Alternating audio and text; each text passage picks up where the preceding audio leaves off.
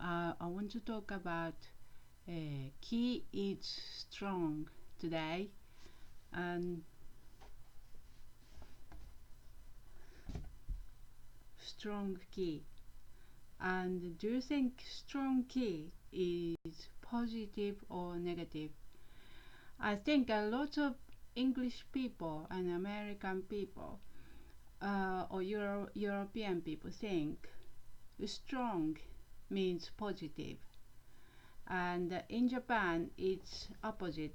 If you say ki is strong, which is Kiga Tsuyoi, is 80% negative, and negative. There is a certain case, certain occasion. If you say you have to make your key stronger, or if you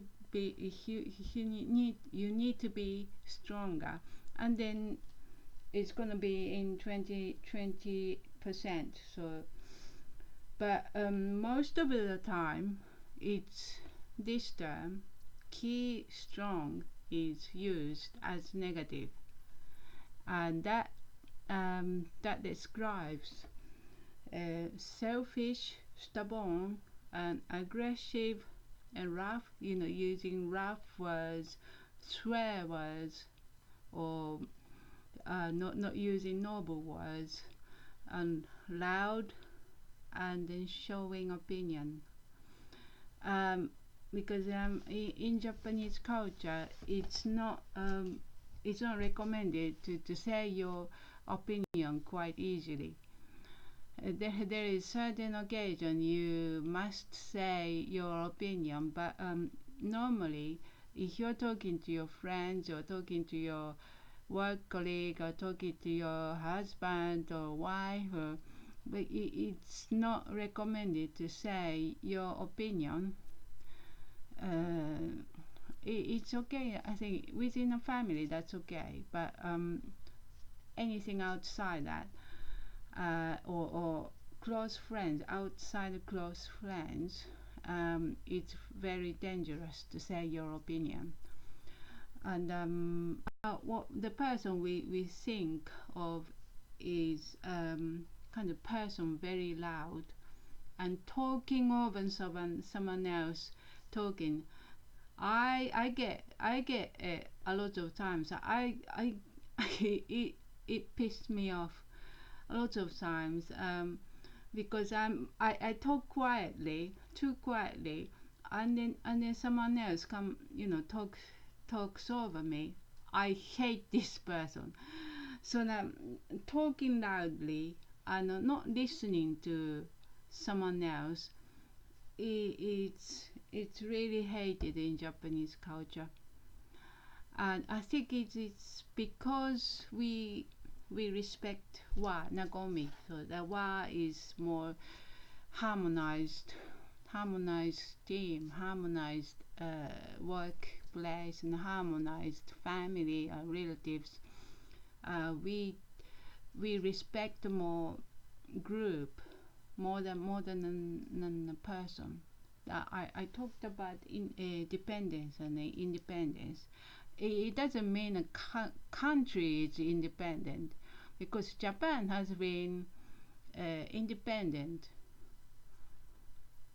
throughout the history. It's never been a colony or anything. It's always has been the independent country. I'm talking about the personality, is dependent and independent. So they're more dependent to on their group they belong to.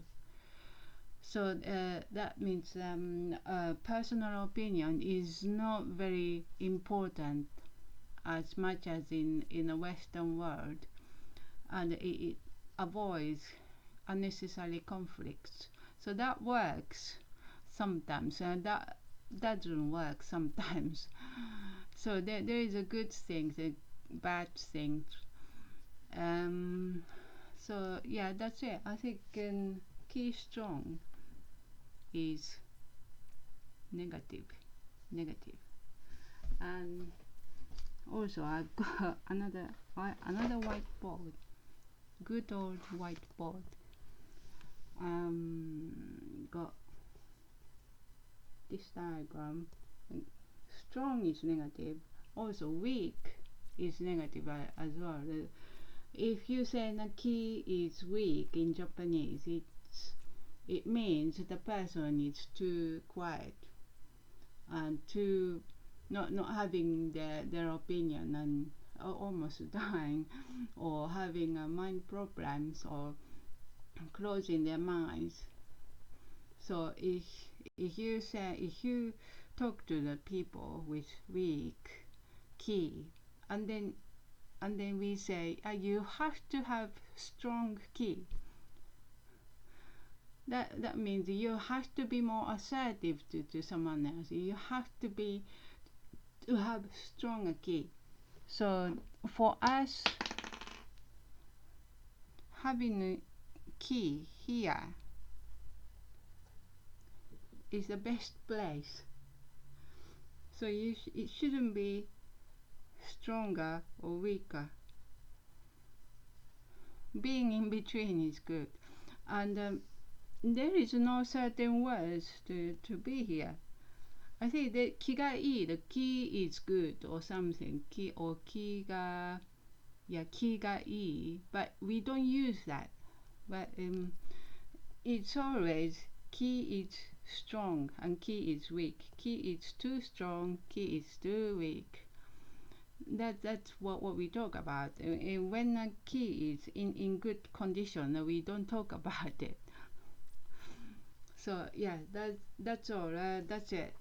So yeah, my thing is done today. I think next time I want to talk about more ki, but yeah, the ki is weak or another way to use ki. There is thousands of examples of using ki. So I think you need to see how we use ki, and you notice more and more people are using ki in Japanese culture. Then I also want to talk about what's the difference between Japan and China, because I realize that a lot of people don't differentiate Japan and China, and sometimes it's a bit annoying. And for Japanese people, it's always Japan and other countries. And for Western people, Japan and China is almost the same, but it's not the same country. It has not been any same country. So I think I want to talk about it. And the Chinese people also doesn't want to be identified as Japanese. Also, the Taiwanese people hated being called Japanese, or Thai people didn't want to be called Japanese or didn't want to be called Chinese. That kind of things happens, and it's really dangerous to call their nationality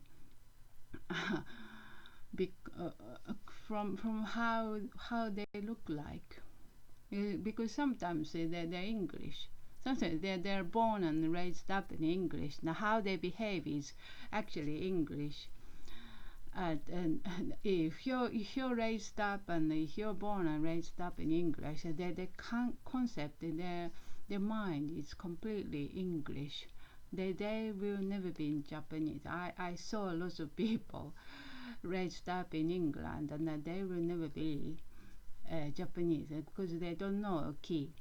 And even if they speak really fluent Japanese. So that kind of things I want to talk about. And so yeah, so see you later.